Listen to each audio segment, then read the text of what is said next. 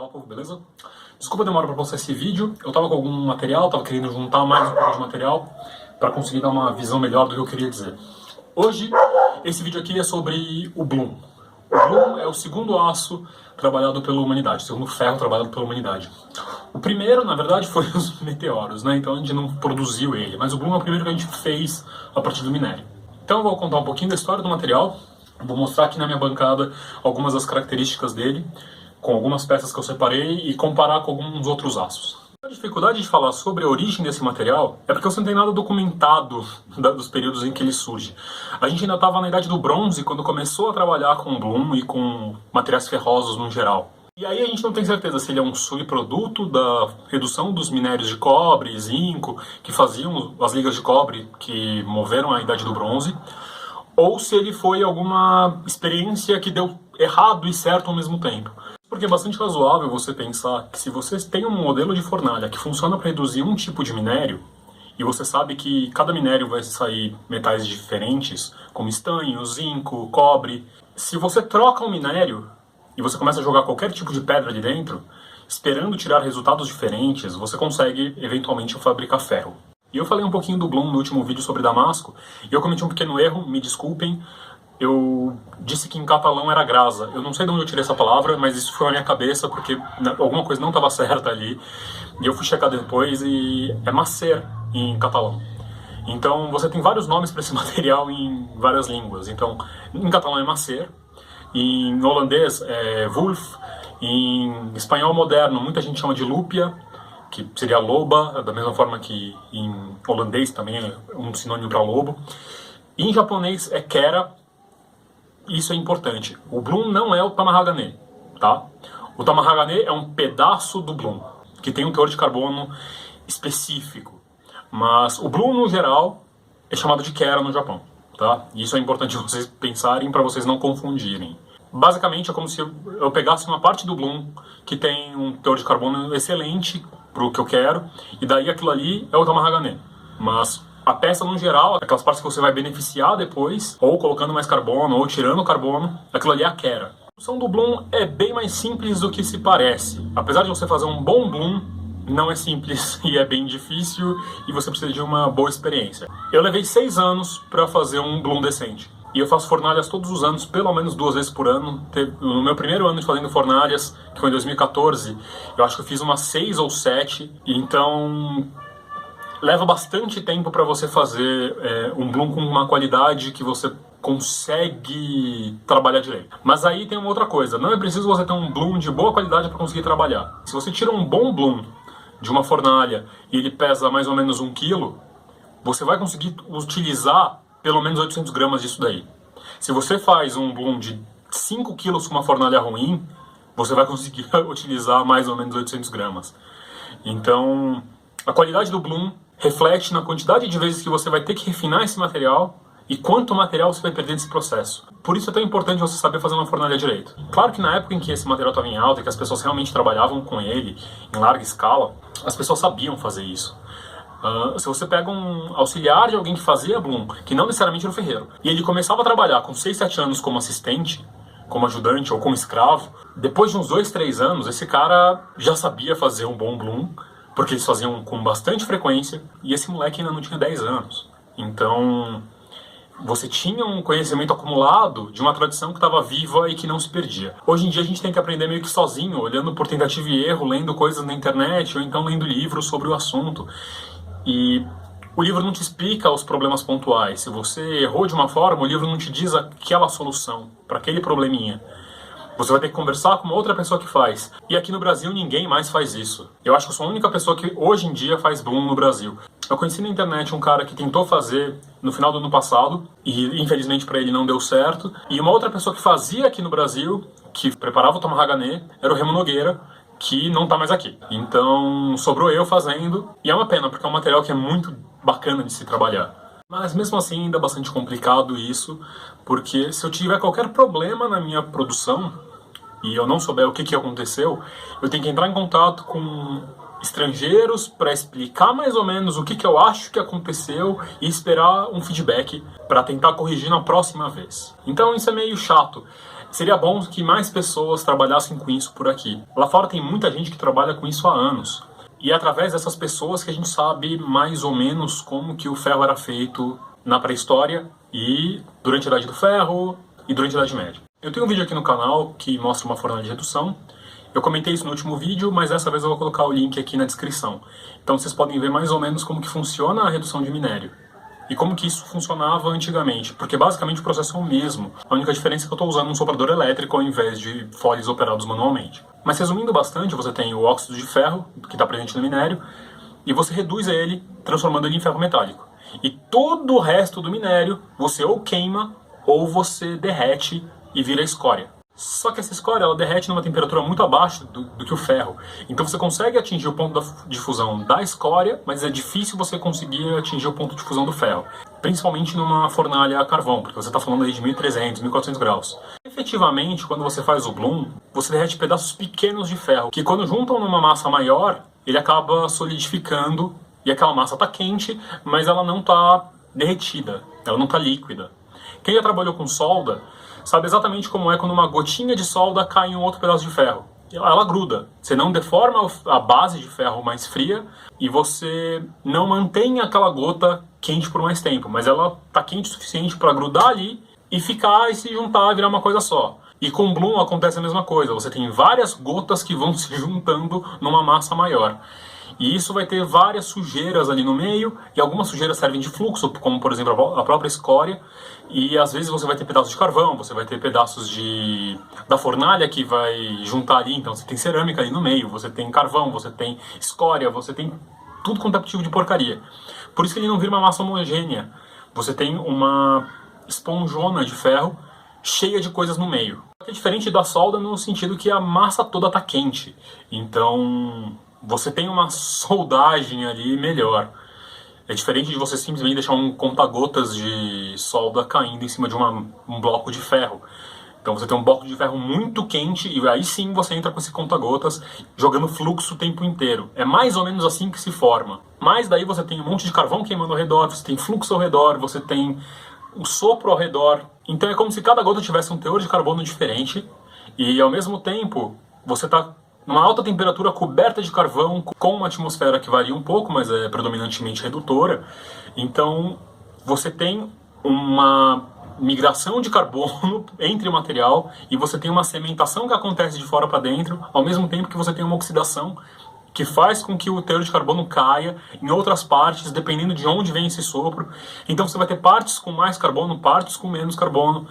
E como o volume dele não é uniforme, não é como se você pegasse uma bola de ferro e esquentasse sempre do mesmo lado, você tem vários buracos, várias falhas, vários pedaços diferentes, o carvão que vai interromper o fluxo de ar, então o ar vai soprar de um lado numa hora, depois que aquele carvão queima ele vai soprar para um outro lado, então você não tem como prever direito o teor de carbono. Até tem, mas se você estiver falando de um bloom muito grande, e nem sempre o bloom é muito grande. Se você tiver uma produção de 50 kg de ferro, é uma coisa. Agora, se você estiver falando de uma produção de 5 kg, é completamente diferente. E, geralmente, as pessoas fazem fornalhas de bloom menores, por uma questão logística dos dias de hoje, embora, dependendo da sociedade, a produção era tão local que você tinha fornalhas muito pequenas e você tinha fornalhas muito grandes. Depende também da forma que a sociedade se estruturava nas épocas em que você estiver estudando.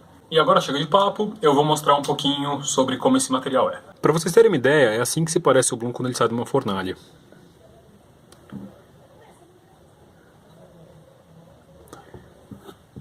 Só para ilustrar o que eu estava dizendo, aqui, por exemplo, tem um pedaço de carvão preso aqui dentro. Ao redor disso daqui, essa parte escura, é basicamente carepa, é um óxido. Aqui você tem um óxido de outra cor, né, que já passou algum tempo que eu fiz. Aqui dá pra ver essa parte mais branca, é um pedaço da fornalha, que provavelmente cedeu e caiu aqui. Tem mais carvão. E como é óbvio, ele é bastante irregular, né? Então, se você estiver levando em conta que esse pedaço aqui sofreu tanta cementação quanto esse pedaço maior aqui, que é bem mais sólido, essa pontinha aqui está muito mais sujeita a ter mais carbono do que aqui. Ou, dependendo de como tiver a atmosfera, muito menos carbono do que lá dentro. Então, se você estiver parando para pensar, em questão de centímetros, ou às vezes mesmo milímetros, você vai ter uma variação de carbono bem grande e da composição do aço em si. Isso faz com que ele seja muito heterogêneo e você tem que refinar ele. Esse Bloom aqui tem uma qualidade relativamente boa, ele é bem maciço e quase tudo que a gente está vendo aqui é ferro. Tem bastante escória ainda, mas é bem menos do que em algumas fornalhas que eu já fiz. E ele é bem grande, assim, sabe? Se você cortar isso aqui no meio, ele vai ter praticamente tudo é ferro. Aqui é um pedaço do mesmo Bloom. Ele está cortado, então a gente consegue ver que isso aqui tudo é ferro. Tem mais uma partezinha aqui que está lixada, então dá pra ver que é ferro também. Essa parte mais escura, apesar de polida também, isso aqui é escória. E essas falhas aqui são buracos que pode ter qualquer coisa lá dentro. Então tem escória, tem carvão, tem pedaços da fornalha, tem de tudo. A gente percebe que tem bolhas muito pequenas aqui dentro e que a escória está basicamente do lado de fora. Então não tem tanto problema. Na hora de trabalhar isso daqui, a gente simplesmente amassa essa peça toda, tenta formar uma barra com isso e começa a dobrar e caldear. Eu vou mostrar duas fotos desse mesmo pedaço de Bloom antes e depois de eu corroer um pouquinho no ácido. Algumas dessas partes mais escuras não são, na verdade, falhas, não são buracos. É que não dá pra ver muito bem na câmera. Mas elas são partes que no ácido ficaram mais escuras. Então você tem teores de carbono diferentes. Daria pra ver muito melhor, mas é que o meu percloreto tá bem gasto, eu preciso comprar mais. Então não deu pra revelar tão bem. Mas dá pra ter uma ideia de como que de um pedaço até o outro, em menos de meio centímetro, você já tem uma variação de composição.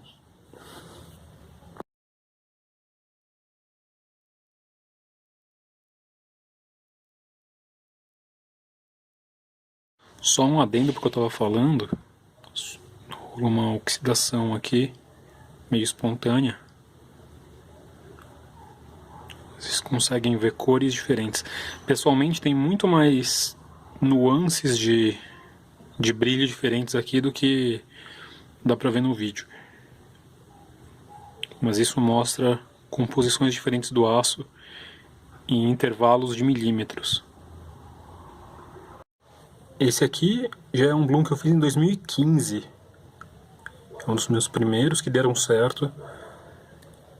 E se você comparar com esse outro, você vai ver que tem muito mais falha dentro da parte rosa dele. Você tem muito mais escória misturada no material.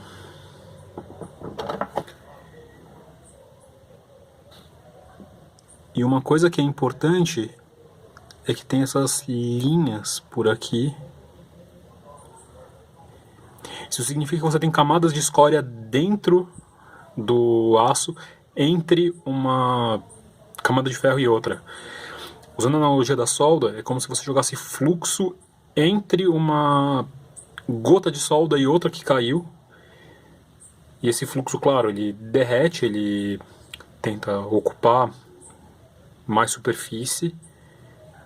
E daí você joga uma outra gota de solda e mais fluxo em cima.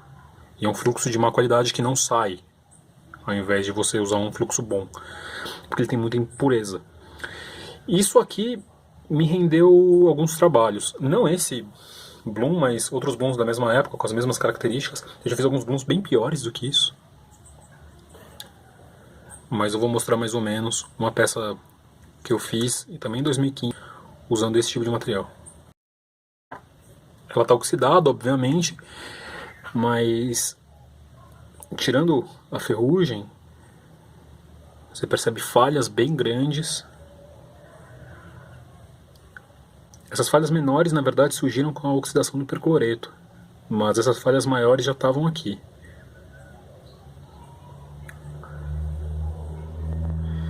Essa falha aqui, principalmente, ela é mais chata. Mas ainda assim é um material que respondeu relativamente bem.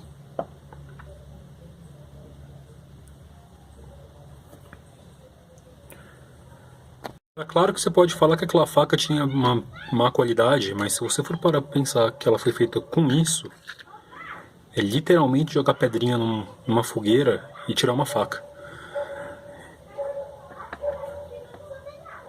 Basicamente essa pedrinha aqui é magnetita e hematita, isso aqui é minério de ferro. Do estado de Minas Gerais, passando por São Paulo quase inteira e chegando até metade do Paraná mais ou menos, a gente só exclui ali o litoral, o solo é riquíssimo nisso. Por isso, inclusive, que a terra aqui é vermelha, né? Justamente por causa da riqueza de ferro que tem nela. Então a gente pode usar inclusive terra como minério. Não se usa na indústria porque, por exemplo, esse minério aqui é um minério já preparado para a indústria. Isso aqui tem mais ou menos uns 60% de óxido de ferro nesse minério. Se você for pegar a terra, ela vai chegar a uns 30%. Então, o resto é tudo matéria orgânica. Então você vai ter um gasto muito grande na indústria para queimar isso, para aproveitar isso. Então você prefere um minério que tenha maior riqueza. Mas, inclusive, se você quiser jogar feijão numa fornalha para fazer ferro, você consegue. Só que você vai ter que gastar toneladas de feijão para conseguir gramas de ferro. Então não compensa economicamente, porque você vai ter que gastar muito combustível aí. Então se você tiver um minério melhor, você vai ter uma economia de combustível muito grande e de tempo para você jogar todo esse minério lá dentro, né? Essa daqui é uma faquinha que eu fiz mais recentemente. Vocês podem ver tipo de um padrão de damasco, porque é justamente isso. Então até mais ou menos aqui eu tenho um bloom com alto carbono misturado com um bloom com baixo carbono. Então você forma essas linhas. E depois ela é tipo de um sanmai. Eu só vou mostrar esse lado porque o outro tá todo enferrujado. Eu dei uma limpadinha nesse aqui só pra mostrar. Mas isso aqui foi só no polimento, já é visível. Isso aqui não é ácido, não precisou de ácido para revelar ele. Como vocês podem ver, é muito melhor do que isso. É um bloom muito mais recente, com alguns anos de diferença de aprender a lidar com esse material. E essa daqui, você também consegue ver um pouquinho as linhas aqui, só que o polimento dessa aqui não tá tão bom, porque ela estava bem enferrujada, eu tive que limpar para esse vídeo. Aqui dá pra ver um pouco os formatos meio do relevo do aço. Também foi só no polimento, só que essa aqui tem muito mais camada do que aquela outra. E essa aqui não foi feita por mim, na verdade. Essa aqui é uma faquinha que o Remo Nogueira fez, ele me deu. Essa aqui é o Tomahagane, no caso. Ou um bloom com teor de carbono ideal para fazer facas. E vocês podem ver como ele é bem coeso. Mas mesmo assim, ele ainda tem algumas falhas. Isso aqui, por exemplo, é uma falhinhazinha de caldeamento. Ou aqui, isso aqui não é da oxidação. Ou então essa daqui. Esse material sempre vai ter isso. Se você for pegar um katana, ele vai ter falhas de caldeamento. É que às vezes são tão pequenas que a gente acaba não vendo de longe. Mas se você chegar bem perto, você encontra.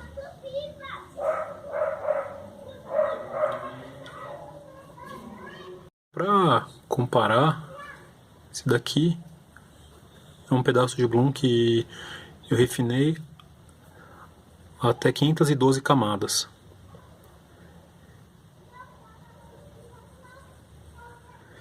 Como vocês podem ver, isso aqui é uma falhazinha de caldeamento. Aqui tem uma outra bem pequena.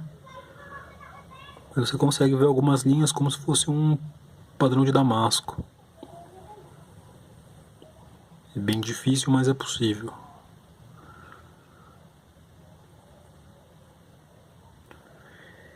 Ele é praticamente um aço bem sólido e uniforme, apesar de ser aquela tranqueira que eu mostrei antes. Mas aqui ele está bem mais refinado. E dá para refinar ainda mais.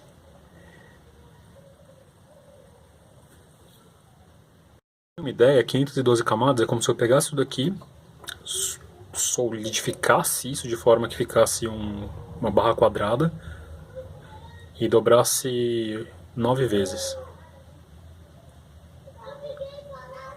e daí ficava isso aqui. Vocês conseguem perceber que tem muito menos falha e que você quase não vê. E o teor de carbono disso aqui está praticamente uniforme. Mas assim, para além do teor de carbono, que tem que ficar mais distribuído, a gente também tem uma questão das impurezas, que a gente também quer que fiquem bem distribuídas no aço inteiro. Por que isso? Imagina que aqui a gente tem uma falha no aço.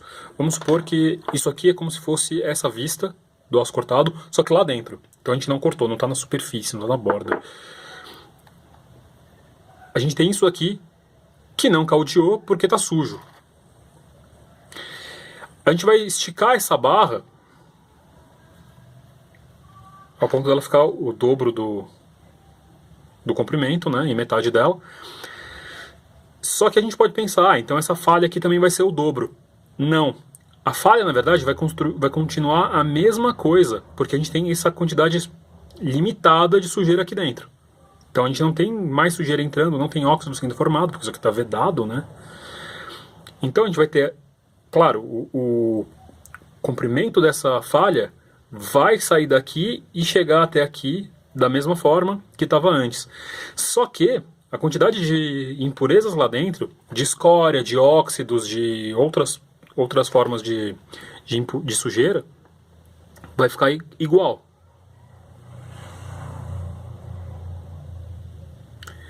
E conforme ela vai esticando, essas partes que não tem a sujeira vão caldeando de novo. Claro que no começo, as primeiras dobras, isso aqui vai estar tão grosso que mesmo que você estique, ele ainda vai ocupar a superfície inteira da falha. Só que depois da segunda, terceira dobra, isso aqui já está fino o suficiente. Você está reduzindo sempre pela metade. Então vamos supor que a gente já está falando da segunda, terceira dobra. Então você tem uma quantidade limitada de sujeira, de impurezas aqui desse aço, que é carvão, é escória, é carepa, é ferrugem. Você tem essa quantidade limitada e você estica junto com o material. Então você vai ter a mesma quantidade de material, de impurezas, em toda essa área. E para isso você vai acabar tendo mais caldeamento. É muito mais difícil você quebrar isso do que isso, né? Qualquer um concorda. Então a gente corta isso aqui, ou amassa de alguma forma, e dobra. A gente vai chegar essa linha mais grossa aqui para diferenciar da linha de falha. Vamos supor então que isso aqui não tem falha de caldeamento. A gente limpou bem essa superfície. Isso vai estar aqui.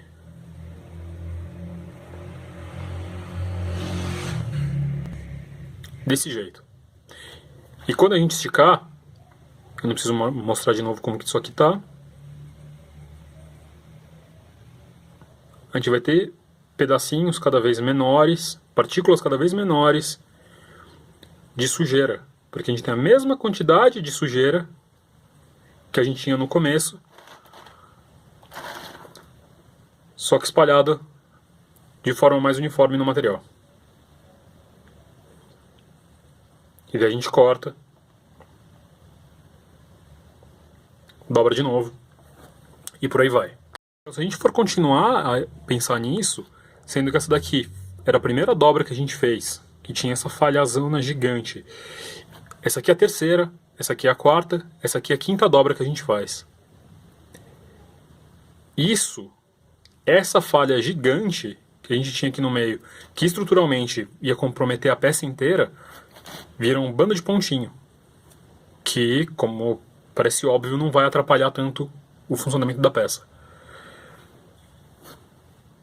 Vale lembrar que isso aqui também acontece com o teor de carbono. Então se aqui a gente tivesse, por exemplo, uma mancha de carbono maior no centro, ou essa parte aqui com menos carbono e mais carbono na borda, toda vez que a gente for dobrando, isso aqui vai espalhando e vai ficando cada vez mais homogêneo, cada vez mais uniforme. Isso sem contar que muitas vezes essas impurezas, conforme elas vão chegando perto das bordas, a tendência é o quê? Você bater isso aqui sair para fora. Então cada vez menos sujeira a gente vai ter e essa sujeira vai estar cada vez mais espalhada. Por isso que em algumas escolas japonesas, por exemplo, você dobra o aço do Tamahagane, no caso, 12, 13, 14 vezes. Você chega até quase 30 mil camadas ali. É um exagero, mas ao mesmo tempo você transforma o material numa coisa muito melhor. E agora uma pausa, porque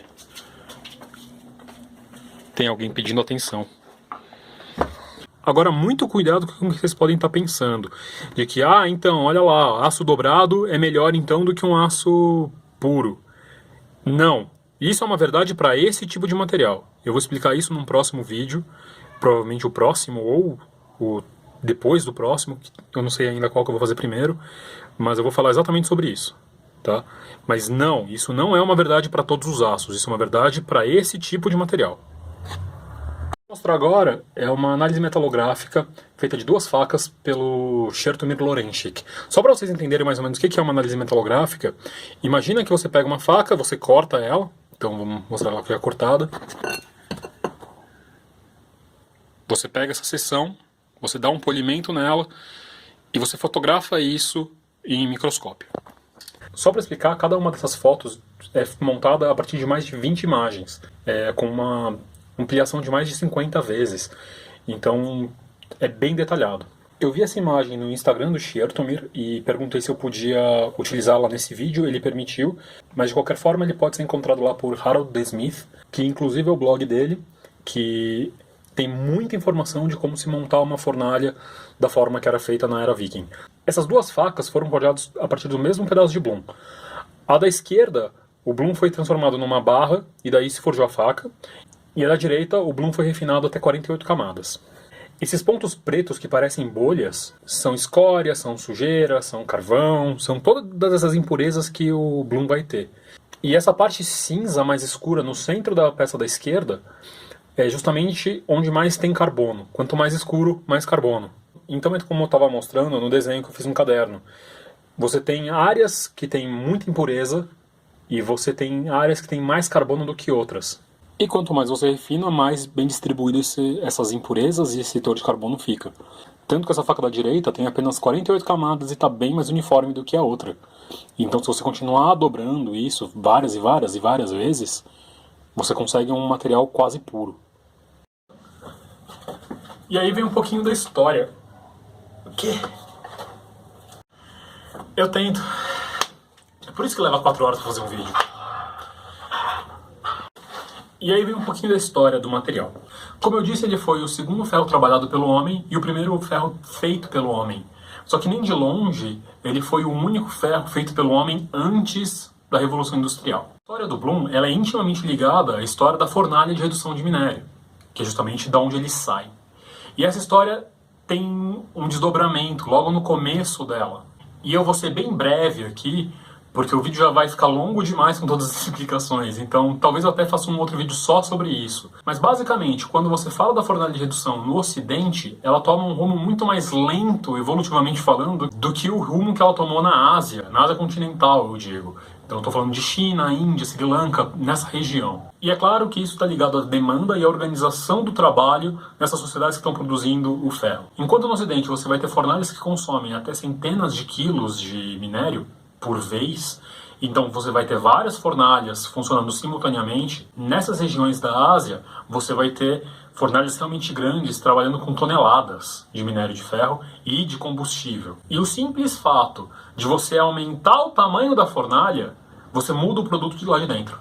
Porque você está usando mais combustível, você está precisando de mais ar entrando ali dentro, forçando mais ar, e você acaba aumentando a temperatura. Então você sai de uma fornalha pequena e você cria efetivamente um alto forno, em que você vai produzir o que a gente chama hoje em português de ferro gusa. E esse material é produzido até hoje, praticamente o mesmo processo. A diferença é que você muda turbinas ao invés de foles e você usa coque ou outros tipos de combustível ao invés de carvão ou lenha. E enquanto no Ocidente o produto final da fornalha era o Bloom, que daí você refinava e você transformava num material trabalhável. Nesse Oriente você formava o gusa, que você usava para transformar em Bloom depois.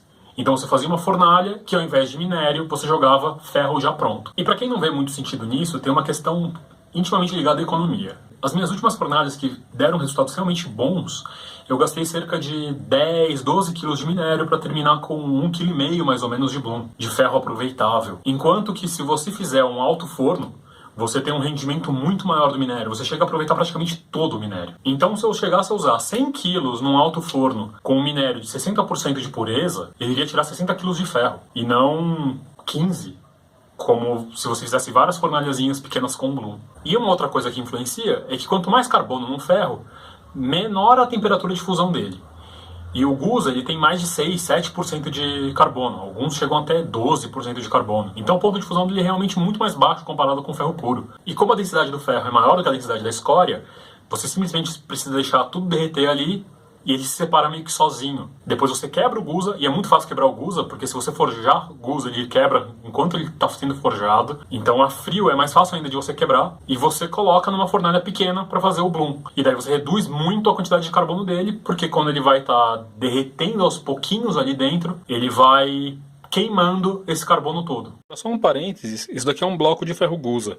Um amigo meu, Bruno Malag, me deu esse pedaço faz uns anos, porque ele sabe que eu gosto de materiais malucos, e eu não sabia o que fazer com isso, porque eu nunca trabalhei com ferro como matéria-prima para o bloom. Eu sempre trabalhei com minério. E esse aqui é um pedacinho menor dele, dá para ver melhor. Ele tem ainda falhas, tem bolhas, tem trincas, porque são partes que o material estava líquido, mas nem tanto. E uma coisa muito interessante que eu não sabia, porque eu nunca trabalhei com material com tanto teor de carbono, mas que um outro amigo meu, o Otto Gori, ele me falou esses dias quando eu estava perguntando umas coisas sobre o Woods para ele, é que qualquer aço, quando chega perto de 2% de carbono para cima, ele mostra essas estruturas, que é justamente o que faz o Damasco da Síria, ou Woods, ter essas características. Claro que você vai ter outra composição de aço, e você vai ter isso aqui mais visível ou não, ou prejudicial ou não para o aço, mas a estrutura dendrítica do aço fica cada vez mais visível quanto mais carbono ele tiver. Isso é uma coisa que eu nunca parei para olhar, porque eu nunca trabalhei com aços com tanto carbono assim, né? Pelo menos não aços modernos. Eu já trabalhei com blooms com teores de carbono 1,5 por aí, mas a estrutura é completamente diferente, isso aqui não vai ficar visível. Eu vou deixar uma foto para vocês verem direitinho. Acho que nessa foto está bem mais visível o que eu quero dizer. Agora, uma questão importante aqui. Eu chamo o material pronto de bloom também. Isso tecnicamente falando está errado, mas eu chamo que é para poder dizer a origem desse material, como que esse material foi feito. Diferente de outras formas de aço fundido em casa. Porque depois que você refina esse material, ele deixa de ser bloom. Ele passa a ser o que em inglês se chama de wrought iron, ou em português se chamava de ferro forjado. Por motivos óbvios, eu não uso o termo ferro forjado, porque isso pode significar qualquer coisa em português. Mas wrought iron é um termo que é especificamente usado só para esse tipo de material. Significa ferro trabalhado em inglês. Só que a forma com que é falada esse wrought não é mais a forma com que é dito o termo trabalhado em inglês hoje, que a palavra virou worked. Eu vou usar o termo ferro forjado, que fica mais fácil para esse vídeo. Pelo menos no Ocidente, você fazia o bloom a partir de minério, e daí você refinava ele virava o ferro forjado. E a partir do século 13, 14, você faz um alto forno, você tira o Gusa, do Gusa você faz um bloom e você transforma ele no ferro forjado. Isso foi até o século 19, até o final do século 19, no Ocidente inteiro, quando a siderurgia moderna entrou com força, o bloom deixou de ser feito. E, por consequência, o ferro forjado também. Então hoje a gente tem um material muito melhor em termos de qualidade do que esse tipo de material mais primitivo. Mas é interessante pensar que até 150 anos atrás, tirando algumas exceções de algumas indústrias que já estavam mais modernizadas, quase todo ferro feito no Ocidente era feito a partir de um bloom, e depois ele era trabalhado e vendido daquela forma. Agora, uma outra característica que esse material tem depois de refinado é que você consegue ver essas linhas que correm no sentido dele, no sentido que ele é forjado. Aqui você consegue ver bem claro uma divisão de aços, aqui é um aço, aqui é outro. Os dois são blooms que foram forjados, foram refinados. Aqui você tem menos carbono, esse aqui tem mais. E tem composições diferentes, são de fornalhas diferentes. Na verdade, esse daqui é um ferro inglês, do período vitoriano, que eu peguei quando eu viajei para Inglaterra uma vez. E isso aqui foi o que fiz. E ele tem essa característica de linhas correndo, acompanhando o sentido do forjamento. Mais ou menos como um damasco aleatório moderno, só que sem os padrões. E uma outra coisa dele é que quando ele se parte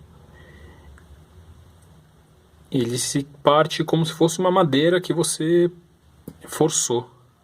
Então você vai ter pedaços que não são uniformes na hora de quebrar.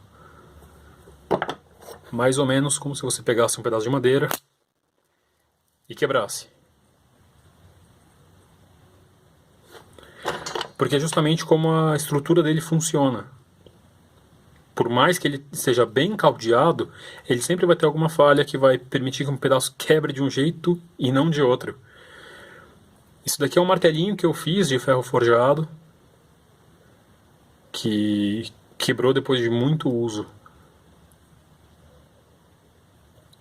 Mas é interessante você ver como que ele quebra. E nisso o Blum é muito diferente de materiais modernos.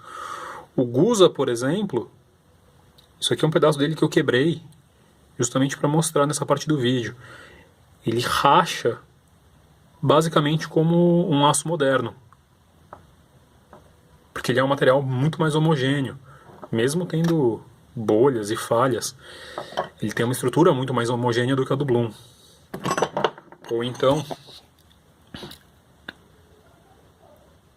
essa parte da faca, trincada, como que ela fica? Ela não tem essa estrutura de madeira lamelar, né, que a gente chama de camadas.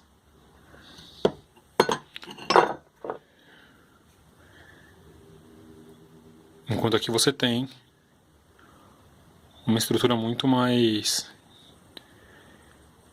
estranha, né, comparada com aços modernos. Ele não quebra da mesma forma. E aí vem uma pergunta que eu escuto muitas vezes, que é por que esse material é tão caro? Porque, basicamente, a gente tem que comprar tudo e a gente paga muito mais caro do que uma indústria pagaria. Se você for comprar algumas toneladas de minério de ferro, você vai pagar menos de 10 centavos no quilo. Enquanto que se você for comprar poucas quantidades, porque ninguém tem como armazenar toneladas e toneladas de minério no quintal ou na garagem, você vai pagar bem mais caro, 20 vezes o preço desse quilo.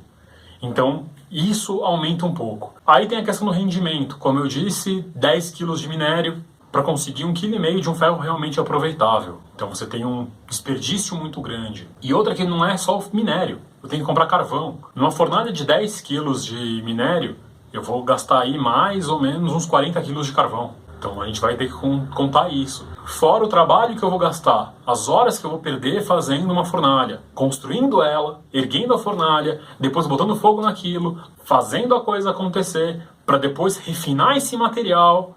Então assim, é muito trabalho envolvido. Isso acaba encarecendo muito o material.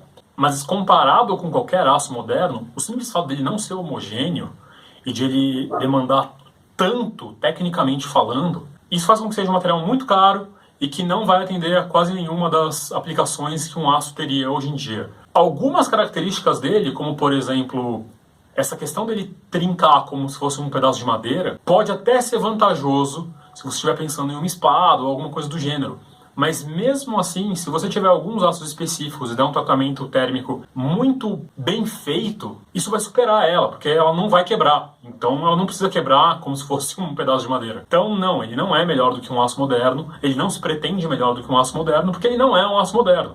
Ele é um aço primitivo e ele tem o seu valor como um aço primitivo. E por fim, a pergunta que todo mundo me faz, que é a que eu mais escuto. Se ele não é barato e se ele não é melhor, por que você trabalha com ele? Por que você faz ele? A resposta mais simples é porque eu gosto.